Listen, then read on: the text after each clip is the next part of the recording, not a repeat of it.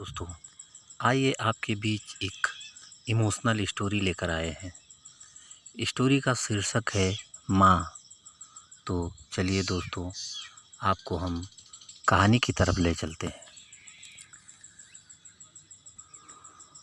दोस्तों, कामिनी कामिनी निर्विकार भाव से बैठी शून्य में ताक रही थी। सामने रखी हुई चाय कब की ठंडी हो चुकी थी।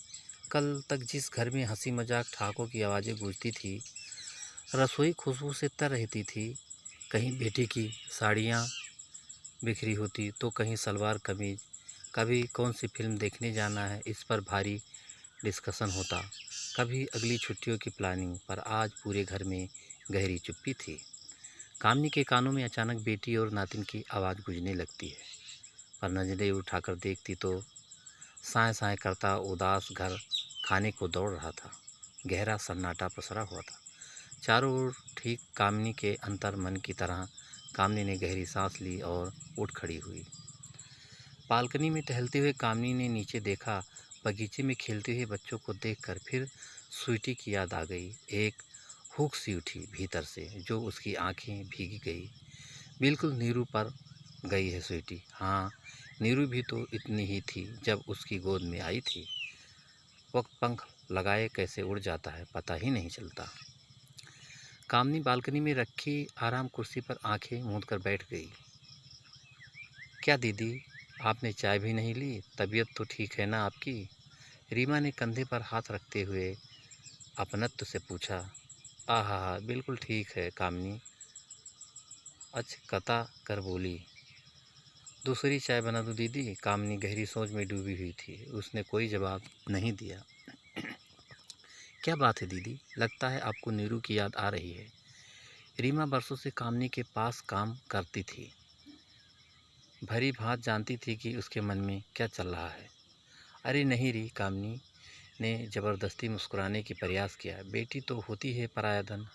मैं तो खुश हूँ, ऐसा योग्य दामाद और नातिन का सुख लिखा है मेरे भाग्य में। मैं तो अगर दिया लेकर ढूंढती तब भी ऐसा दामाद न ढूंढ पाती। ये तो नीरू की किस्मत है कि उसे ऐसा होनहार, व्यवहार कुशल, नेक दिल जीवन साथी मिला। चल थोड़ी सी काफ़ी बना दे। रीमा को काफ़ी का कहकर कामनी अपने बेडरूम में आ गई। तकिया लेकर लेटी तो आंख बंद के सामने अतीत चलचित्र की भांति सजीव हो उठा। ये बात जब की है जब मैं बीए फाइनल में थी। एक दिन पापा ने आकर कहा, कल विकास के मम्मी पापा आ रहे हैं तुम्हें देखने। कामनी, तुम घर पर ही रहना। अचानक शादी की बात सुनकर मुझे झटका सा लगा। मैं अभी आगे पढ़ना चाहती थी, कुछ बनने की तमन्ना मन में थी, पर जब पापा ने कहा तो दो टूक जवाब सुना दिया। देखो कामनी, मैं तुम्हारे कुछ बनने के चक्कर में नहीं पड़ना चाहता। फिर तुम्हारे पीछे छूटी भी तो है। अपनी नौकरी रखते मैं तुम दोनों के हाथ पीले कर देना चाहता हूँ। भगवान ने बेटा तो दिया नहीं। समय रहते मैं अपनी जिम्मेदारियों से मुक्त होना चाहता हूँ। विकास अच्छे खाते पीते घर का लड़का है। वो तो तुम सुंदर हो इसलिए बात बनी है, वरना उसके घर लड़के वालों की लाइन लगी है। पापा मुझे समझा रहे हैं। मेरी आंखों के आगे अंधेरा छा गया। मेरे सपने चूर चूर हो गए थे। बहुत रोई थी उस दिन मैं। मुझे याद आए बचपन के वो दिन जब पापा मुझे राजकुमारी कहकर बुलाया करते थे। हम दो बहनें थी, पर पापा ने कभी हम बेटे से कमतर नहीं माना था। पर आज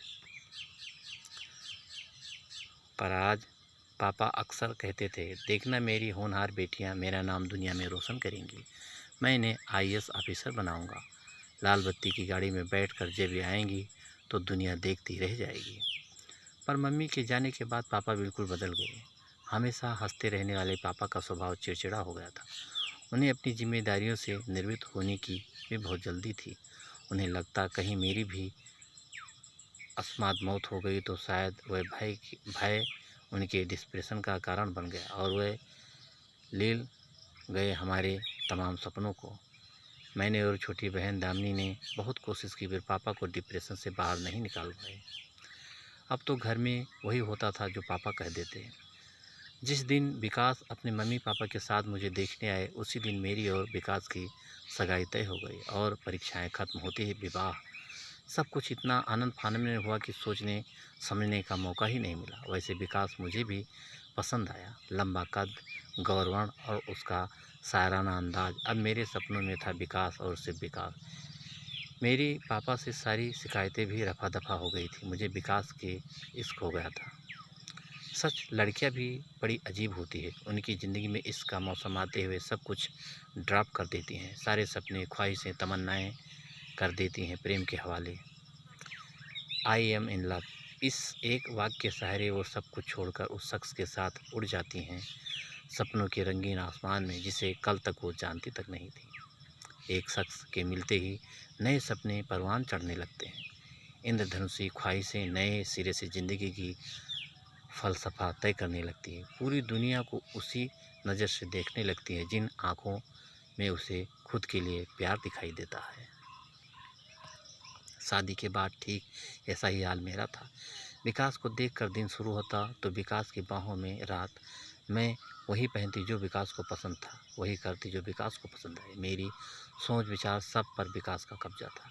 विकास के प्यार का जादू मेरे सर चढ़कर बोल रहा था। मेरी ज़िंदगी विकास से शुरू होकर उसके आगे पीछे लट्टू की तरह नाच रही थी। शादी के महीने भर बाद हम हनीमून मनाने गोवा चले गए। गुलाबी सुबह, सुहानी शाम, समंदर की लहरें, खुशनुमा माहौल, भीगे पड़ता इश्क, गली रेत पर निशान छोड़ते कदम, बाहों में बाहें और आंखों में आंखें डाले एक दूसरे का साथ। लेकिन इन सब के बीच कुछ ऐसा था जो मुझे हलवे के बीच किशमिश की का एहसास करवा रहा था।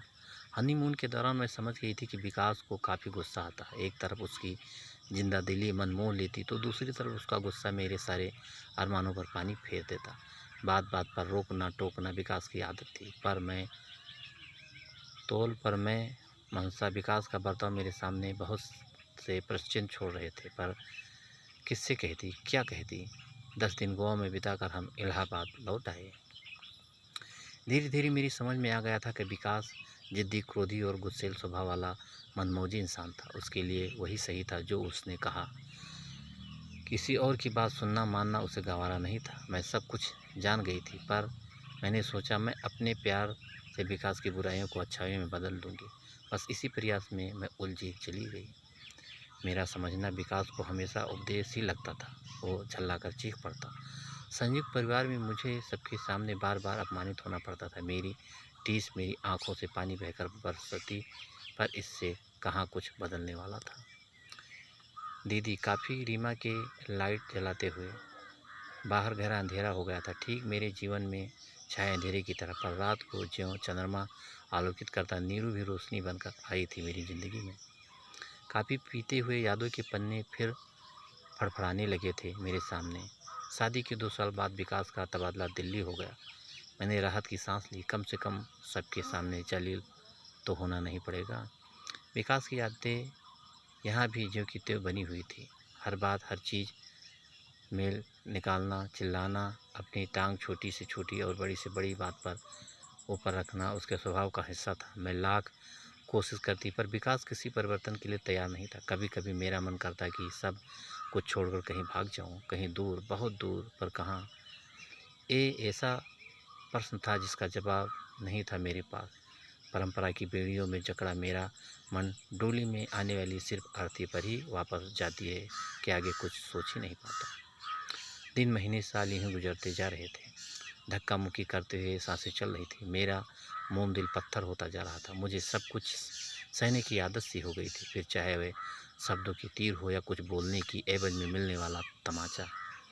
शादी को 4 साल बीत गए थे, पर मेरी वो सुनी ही रही। विकास को एक और बहाना मिल गया कि मुझे अपमानित करने का। भगवान भी न जाने किन कर्मों का फल दे रहा था। डॉक्टर ने तो सब कुछ नॉर्मल ही कहा था, पर हारी हुई जुआरी की तरह चुप रहना ही मेरी नीयत बन गई थी। काफ़ी खप कर टहलते हुए याद आया वो दिन जब नीरू मेरी ज़िंदगी में आई। उस दिन सुबह आँख खुली तो लगा नीचे काफ़ी शोर हो रहा है। मैंने बालकनी से देखा, पर माजरा समझ नहीं आया तो फिर नीचे चली गई। पुलिस भी थी। पता चला कि किसी टैक्सी वाले की टैक्सी में कोई अपनी 1 साल की बेटी छोड़ गया था। बच्ची उस भीड़ को देखकर लगातार रो रही थी। सब उस पर मायूस से की तरह सवाल कर रहे थे, लेकिन वो उन सब अजनबियों को फटी फटी आंखों से देखती और फिर रोना शुरू कर देती। पुलिस अपनी पूछताछ कर रही थी। टैक्सी वाला अपनी अनभिज्ञता की कहानी कह रहा था। लोगों के कायाचारी थे। कोई माता पिता के भूलने की बात कहता, कोई जानबूझकर छोड़ देने की, कोई बेपरवाही के अन्य किस्से सुना रहा था, तो कोई भगवान की लीला बता रहा था। पर किसी को बच्ची की परवाह थी ऐसा नहीं लग रहा था। मैंने आगे बढ़कर बच्ची को गोद में लिया और फिर वापस ही पान की दुकान से टॉफ़ी और बिस्कुट खरीद लिए। बच्ची थोड़ा सा स्नेह पाकर चुप हो गई।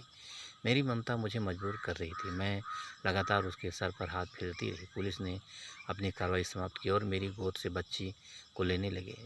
मैं जैसे ही बच्ची उन्हें सौंपने लगी, वो फिर से रोने लगी। अब मेरी ममता अपने चरम पर थी। मैं उसे रोते हुए नहीं देख पा रही थी। फूल सी नन्ही जान मेरी गोद में नीचे नहीं उतरना चाहती थी। उसने मेरी साड़ी का पल्लू कसकर पकड़ रखा था। मेरे भीतर की माँ ने बिना विकास की परवाह किए, जब तक इसके माता पिता नहीं मिल जाते, क्या मैं इसे अपने पास रख सकती हूँ?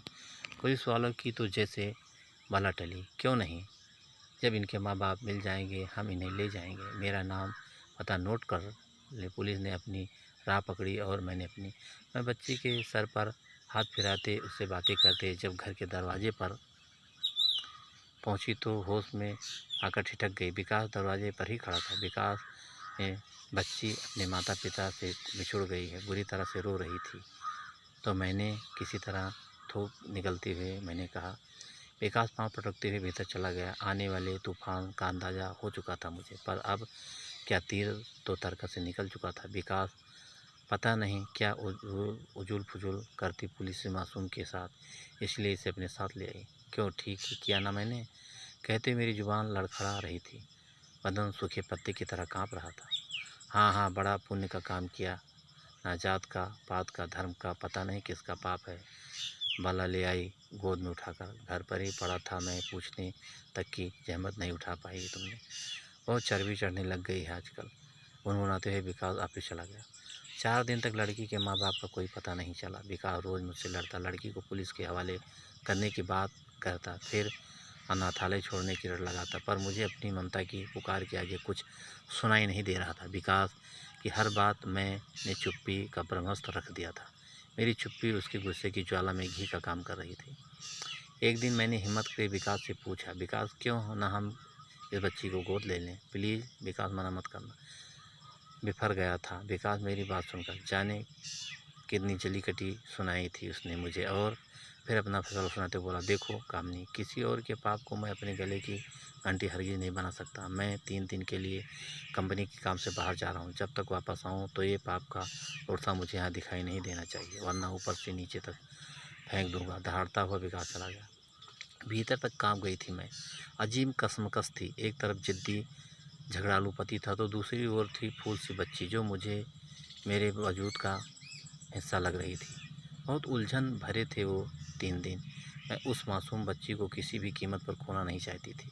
मेरी ममता का बेग इतना अधिक था कि मेरी छाती में दूध उतर आया था। न जाने किस भाववेश में मैं उसे दूध पिलाने लगी। भगवान ने मेरे लिए अनमोल तोहफा भेजा था। मेरी मन्नतें, प्रार्थनाएं, व्रत, उपवास सब पूरे हो गए थे। फिर भला कैसे छोड़ देती इस पतवार को? क्या पति नामक जीव इतना महत्वपूर्ण है ज़िंदगी में कि उसके बिना जिया नहीं जा सकता? क्या उसके लिए मैं अपनी ममता का गला घोट दूँ? क्या मंगलसूत्र और सिंदूर की बेड़ियों में जकड़ी नारी का पति से अलग कोई व्यक्तित्व नहीं है? क्या गुस्सैल पति की गालियाँ खाने से अच्छा ममता के समंदर में गोते लगाना नहीं है? ये प्रश्न लगातार मेरा आत्ममंथन कर रहे थे। प्रश्नों के चक्रव्यूह में उलझे निकलते 2 दिन बीत गए थे। अजनबी मासूम बच्ची और उसके अपने पति विकास से मुझे किसी एक को चुनना था, वो भी विकास के लौटने से पहले। आखिर बहुत सोचने के बाद मैंने फैसला किया कि मैं तो इसे पुलिस के हवाले करूंगी, ना ही इसे अनाथालय भेजूंगी। पत्नी बनकर बहुत जी ली, अब माँ बनकर जीने की इच्छा है। और दृढ़ निश्चय ने मुझे जोश से भर दिया।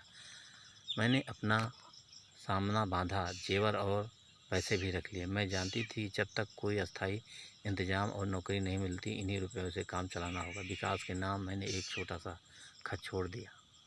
विकास, मैं जा रही हूँ, पत्नी बनकर जी ली। मुझे नहीं लगता तो मेरी कोई ख़ास ज़रूरत होगी। आज इस मासूम को मेरी ज़रूरत है। तुम इसे अपना नहीं सकते और मैं इसे छोड़ नहीं सकती, इसलिए जा रही हूँ। माँ बनकर जीना चाहती हूँ। तुम चाहो तो दूसरी शादी कर लेना, मैं कभी तुम्हारे पास लौट कर नहीं आऊँगी। मुझे जीने का मकसद मिल गया है, मैं इसे खोना नहीं चाहती। कामनी इसके पश्चात दिल्ली से दूर महाराष्ट्र के इस छोटे से कस्बे में आ गई। अब सफ़ेद साड़ी मेरे विधवा होने की पहचान थी। बेटी का नाम मैंने निरुपमा रखा था और उसके पिता की जगह के अग्रवाल भर दिया था। बस यही मेरी तब की पहचान है जो अब तक कायम है। यहाँ आकर मैंने छोटे बच्चों को पढ़ाना शुरू कर दिया। बाद में एक स्कूल में नौकरी मिल गई। नीरू और मैं साथ साथ स्कूल जाते, ज़िंदगी की आवश्यकताओं को पूरा करते जिंदगी आमदनी हो जाती थी। नीरू धीरे धीरे बड़ी हो रही थी, पढ़ने में काफ़ी तेज थी। टेबल टेनिस खेलने में उसका कोई जवाब नहीं था। राज्य स्तरीय कई पुस्तकें में उसे हिस्सा मिले थे। इसी दौरान उसकी मुलाकात संदीप से हुई। पहचान, दोस्ती और फिर प्यार में तब्दील हो गई और करीब 3 साल पहले मैंने शादी कर दी नीरू की। पिछले 10 दिन नीरू, संदीप और नातिन स्वीटी छुट्टियां मनाने आए थे मेरे पास। मैं आज पूरी तरह संतुष्ट हूँ, एक माँ के रूप में, नानी के रूप में। मेरे हाथ खुदा आसमान की ओर जुड़ गया है। सब से भगवान, मैं तेरी शुक्रगुजार हूँ। तूने मेरी गोद ममता से भर दी। मेरी सबसे बड़ी दौलत मेरी बेटी नीरू है। मैं बहुत खुदकिस्मत हूँ क्योंकि मैं एक माँ हूँ, सिर्फ एक माँ। हाँ, सिर्फ एक माँ। सोचते सोचते अपनी गीली आँखों को पोंछते हुए मेरी उंगलियाँ नीरू के नंबर डायल करने लगी। तो दोस्तों, ये कहानी आपको कैसी लगी हमें कमेंट करके ज़रूर बताना। और दोस्तों, अगर अभी तक आपने हमारे चैनल को सब्सक्राइब नहीं किया है तो जल्दी से आप हमारे चैनल को सब्सक्राइब कर लीजिए, जिससे इसी तरह नई नई और अच्छी अच्छी कहानियाँ आप लोगों के बीच पहुँचाता रहूँ। तो अगली कहानी में फिर मिलेंगे, तब तक के लिए नमस्कार।